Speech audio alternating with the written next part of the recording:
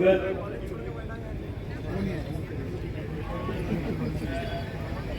बळीराजा पार्टीचे जिल्हाध्यक्ष शांभू बजाज, प्रमुख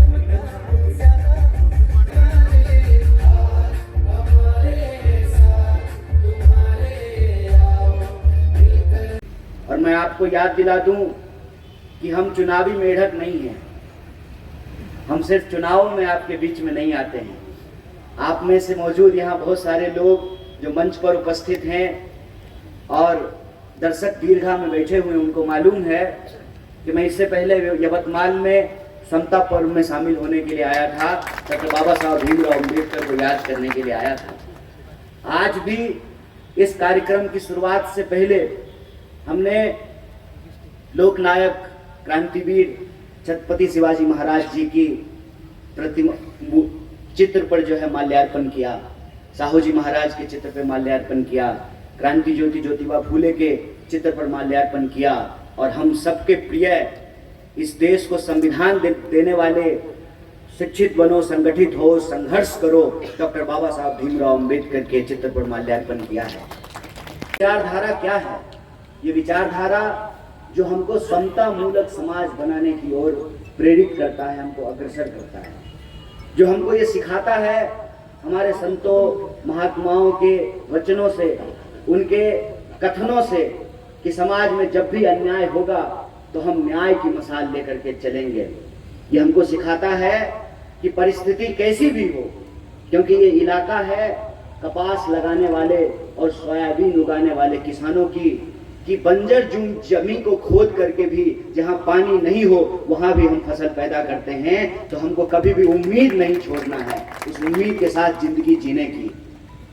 आज जब मैं आपके बीच हूं तो आज हमारी सबसे बड़ी चिंता क्या है?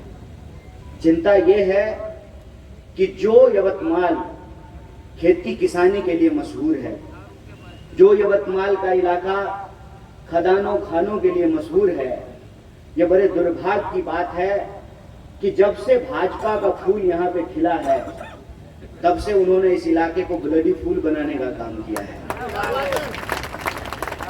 आप सोचिए, मुझे नहीं मालूम है, मैं तो बाहर से आया हूँ। अभी हमारे दोनों, हमारे खासदार साहब ने भी और मैं बाला साहब को अभी से ही आमदार साहब कहता हूँ, कह दो ना। हमारे आमदार साहब ने भी कहा कि गुंडागर्दी सबसे बड़ी समस्या है। कितनी दुख की बात है। मैं बिहार से आता हूँ, मैं जानता हूँ कि समाज में जब क्राइम बढ़ता है तो उसका सबसे ज्यादा नुकसान अगर किसी को होता है वो लोगों की प्रगति का नुकसान होता है। निवेशक आने से घबराते हैं, नई फैक्ट्रियां नहीं लगती है, लोग जो शरीफ लोग हैं वो अपने बच्चों को बाहर भेज करके पढ़ाने लगते हैं और जो रोजी रोजगार होना चाहिए इलाके में वो रोजी रोजगार धीरे धीरे बंद होने लगता है। मैं आप तमाम यवतमाल के लोगों से हाथ जोड़ करके ये आग्रह करता हूँ, आपकी पहचान जो बनाई जा रही है उस पहचान को आपको 20 तारीख को बदलना है और जिसने इस इलाके में दहशत फैलाई है, गुंडागर्दी बढ़ाया है, उसको आपको मुंहतोड़ जवाब देना है। क्योंकि लोकतंत्र में डॉक्टर बाबा साहब भीमराव अम्बेडकर ने जो संविधान हमको लिख करके दिया है, उस संविधान की एक सबसे बड़ी खासियत ये है कि उस संविधान में एक व्यक्ति को एक वोट का अधिकार दिया गया है। और यह जो एक व्यक्ति को एक वोट का अधिकार दिया गया है, इसमें कोई भेदभाव नहीं है। यहाँ हमारी बहनें खड़ी हुई हैं, कांस्टेबल जी हैं, SHO साहब हैं, इनका भी वोट एक है और IG DIG का भी वोट एक होता है। प्रगति के लिए, रोजी रोजगार के लिए, किसानों को उनके फसल के दाम के लिए। आप मुझे बताइए, बड़ी बड़ी बातें जो है टीवी पे आकर भाजपा के नेता बोल रहे हैं, उनसे एक सवाल क्यों नहीं पूछा जाना चाहिए कि जो धान 3000 रुपए प्रति क्विंटल बिक रहा था वो धान विदर्भ के इलाके में आज की तारीख में 2200 रुपए में बिका है। जो सोयाबीन 4000 रुपए प्रति क्विंटल बिक रहा था वो आज 2700 2800 ज्यादा से ज्यादा 3000 रुपए प्रति क्विंटल बिक रहा है। जो कपास का मिनिमम सपोर्ट प्राइस है उस पर कपास नहीं खरीदा जा रहा है। एक बात सोच करके बताइए, क्या गलती है इस देश के अन्नदाताओं की? कलेक्टर का बेटा कलेक्टर बनना चाहता है, क्रिकेटर का बेटा क्रिकेटर बनना चाहता है, डॉक्टर का बेटा डॉक्टर बनना चाहता है। तेलंगाना से हमारे एमएलए साहब यहाँ पे हैं, वो आमदार हैं तेलंगाना के, अभी आपके बीच में उन्होंने बड़ी अच्छी हिंदी में भाषण दिया। ये डॉक्टर हैं, इनके परिवार में सब लोग डॉक्टर हैं। डॉक्टर का बच्चा डॉक्टर बनना चाहता है, फार्मर का बच्चा फार्मर क्यों नहीं बनना चाहता है? जो अन्नदाता सबके पेट में अनाज पहुंचाता है, वो अन्नदाता के बच्चे अन्नदाता क्यों नहीं बनना चाहते? अपनी ही खेत पर सूखी पेड़ पर लटक करके किसानों को जान देनी पड़ती है। आप सुन करके आश्चर्य करेंगे, हर एक घंटे में इस देश में 2 किसान आत्महत्या कर रहे हैं और हर एक घंटे में 2 नौजवान इस देश में आत्महत्या कर रहे हैं। कौन सा सब जवाब उनको दिखाया जा रहा है?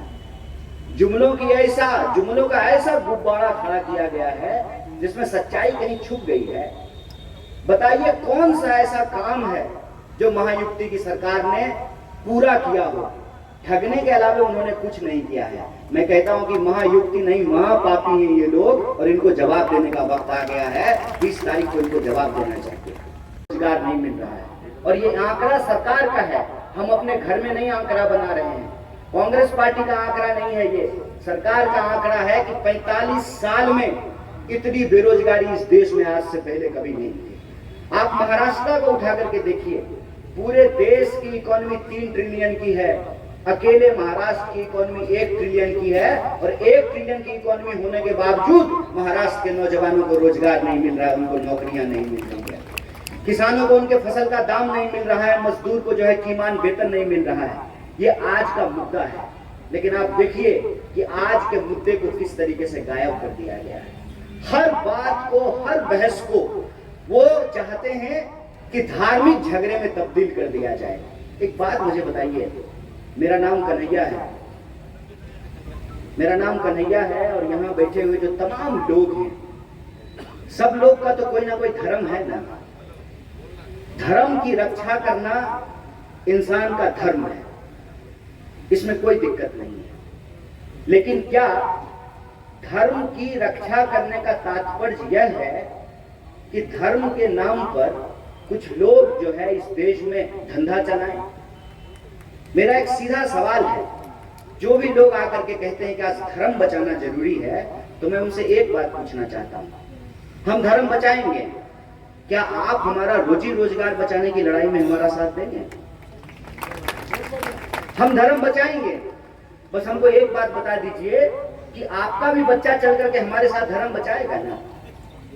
किसान का बच्चा, गरीब का बच्चा, साधारण मिडिल क्लास का बच्चा धर्म बचाएगा और जो बड़े बड़े लोग हैं, जो अरबपति हैं, करोड़पति हैं, जो नेता हैं, जो बड़े बड़े अफसर हैं, जज हैं, उनका बच्चा ऑक्सफोर्ड और कैम्ब्रिज में जाकर के पढ़ाई करेगा। किसको बेवकूफ बना रहे हैं सर? एक बार मैंने अपने भाजपा के एक मित्र को कहा, खासदार साहब, कि धर्म बचाना इतना जरूरी है तो भाजपा के नेता का बेटा बेटी हम लोगों के साथ आकर के धर्म क्यों नहीं बचाता है? तो जवाब में बोला कि योगी जी और मोदी जी को बेटा बेटी नहीं है। हमने कहा भतीजा तो है ना, बेटा बेटी नहीं है, चलिए मान लेते हैं, भतीजा तो है ना। भतीजा बहुत आराम से बीसीसीआई में बैठ करके आईपीएल पर टीम बना रहा है और हम लोगों को कह रहा है कि ड्रीम 11 की टीम बनाएंगे। ये खेल आप समझ रहे हैं? ये पूरा का पूरा खेल क्या है?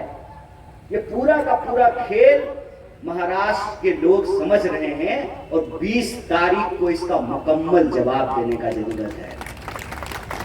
सिंपल सा एक बात है, फडणवीस साहब को डिप्टी सीएम ही बनना था तो उद्धव जी ठाकरे ने उनको डिप्टी सीएम तो बनाया था अपनी सरकार में। मेरी बात समझ रहे हैं? अगर डिप्टी सीएम ही बनना था तो फिर शिवसेना के मुख्यमंत्री तो उद्धव जी ठाकरे थे। क्या खेल है ये कि अभी भी शिंदे जी के अंदर भी वो डिप्टी सीएम ही है, सीएम नहीं है। तो ये खेल क्या है? खेल ये है कि दिल्ली में बैठे हुए अमित शाह ने अदानी के साथ बैठ करके ये तय किया है कि फडणवीस जी सीएम बने, डिप्टी सीएम बने, ये इंपॉर्टेंट नहीं है। हमको एक कठपुतली चाहिए जिसकी डोर हमारे हाथ में होना चाहिए। और वो कठपुतली इसलिए चाहिए कि कोई जिगरा वाला इंसान जिसकी रगों में महाराष्ट्र का खून दौड़ता है, जो मराठी स्वाभिमान को लेकर के चलता है, जो महाराष्ट्र के आत्मसम्मान को लेकर चलने वाला है, वो महाराष्ट्र को भाजपा के हाथों लुटने नहीं देगा, वो महाराष्ट्र को अदानी के हाथों बिकने नहीं देगा। इसीलिए ये पूरा खेल किया गया है। और ये खेल देखिए कितना कमाल है कि जिसकी पार्टी, जिसका सिंबल, उसकी पार्टी भी तोड़ दी और उसका सिंबल भी तोड़ दिया। खासदार साहब, अब आपका नया सिंबल मिल गया है। कहते हैं ना, गजब जमाना आ गया है। किताब खरीदने के लिए जाते थे तो उस पे लिखा रहता था, नक्कालों से सावधान, होलोग्राम देख करके सामान खरीदें। ये तो ऐसे बेईमान हैं कि होलोग्राम भी बदल दिया है, होलोग्राम भी बदल दिया है। जो राष्ट्रवादी घड़ी लेकर के घूमते थे, उनकी घड़ी लेकर के भाग गया और उनको तुतुही हाथ में दे दिया है। ये महाराष्ट्र में आज तक नहीं हुआ था। ये बड़ी चिंता की बात है कि हमने सब कुछ बिकते हुए देखा है। हमने पशु बिकते हुए देखे, हमने जो है सामान बिकते हुए देखे, दाल बिकते हुए देखे, साड़ी देखा बिकते हुए, कपड़ा बिकते हुए देखा। महाराष्ट्र में पहली बार हमने विधायक बिकते हुए देखा, हमने सीएम बिकते हुए देखा। इसीलिए महाराष्ट्र के लोगों को यह तय करना है कि आज संकट आपकी संस्कृति, आपके परंपरा और आपके इतिहास पर है। मैं कहता हूं, महाराष्ट्र वो धरती है कि पूरा देश आपको उम्मीद भरी नजरों से देखता है। पूरा देश आपको इस उम्मीद से देखता है कि जब जब इस देश में संकट गहरा हुआ है, जब जब अंधकार फैला है, तब महाराष्ट्र के लोगों ने ज्योति जलाई है और इस देश को रोशनी दिखाने का काम किया है। युद्ध के वक्त में वो पीठ दिखा करके भाजपा के साथ शामिल हो गए। उन तमाम गद्दारों को जवाब देने का वक्त है। आप बताइए कि देश जब उम्मीद की तरफ आपकी ओर देख रहा है, आप इस देश को उम्मीद देंगे कि नहीं देंगे? आप गद्दारों से बदला लेंगे कि नहीं लेंगे? बोलिए कि महाराष्ट्र में परिवर्तन होगा कि नहीं होगा? हाथ उठा करके बताइए। अगर हम शपथ लेते हैं कि महाराष्ट्र में परिवर्तन होगा, तो आने वाली 23 तारीख को महाविकास अघाड़ी की सरकार बनेगी। इसीलिए हमने कहा, कन्हैया कुमार आगे बढ़ो नहीं, महाविकास अघाड़ी आगे बढ़ो, महाराष्ट्र में परिवर्तन लेकर के आओ। और जो हमारी 5 गारंटी है, कहते हैं ना, सदा भवानी दाहिनी, सन्मुख रहे गणेश, पंचदेव मिल रक्षा करे, ब्रह्मा विष्णु महेश। 5 जो गारंटी है महाविकास अघाड़ी की, उस 5 गारंटी को हम लागू करेंगे। और हम ये संकल्प लेते हैं कि जो बुरी नजर इन्होंने इस देश के संविधान के ऊपर उठाया है, इस देश के जमहूरियत और लोकतंत्र के ऊपर उठाया है, जो खरीद बिक्री का खेल अमित शाह ने शुरू किया है, इसको, इसके खेल में इस महाराष्ट्र की जनता हराएगी। हम डॉक्टर बाबा साहब भीमराव अंबेडकर के रास्ते पे चल करके इस संविधान की रक्षा करेंगे। और जो महाराष्ट्र का अभिमान है, महाराष्ट्र का स्वाभिमान है, महाराष्ट्र का गौरव है, उसकी रक्षा करेंगे। यहाँ के संसाधनों को बचा करके यहाँ की महिलाओं को, यहाँ के दलितों को, यहाँ के पिछड़ों को, यहाँ के मराठों को, यहाँ के आदिवासियों को, यहाँ के नौजवानों को, यहाँ के किसानों को और यहाँ की नौकरी करने वाली महिलाओं और पुरुषों को हम सम्मान दिलाएंगे, अधिकार की रक्षा करेंगे। इसी संकल्प के साथ कि आप तमाम लोगों ने मुझे फिर से एक बार कॉटन सिटी और यवतमाल में आने का मौका दिया है, तहे दिल से मैं आपका शुक्रिया अदा करता हूं। आपको बहुत बहुत धन्यवाद कहता हूं। बहुत बहुत धन्यवाद। इंकलाब।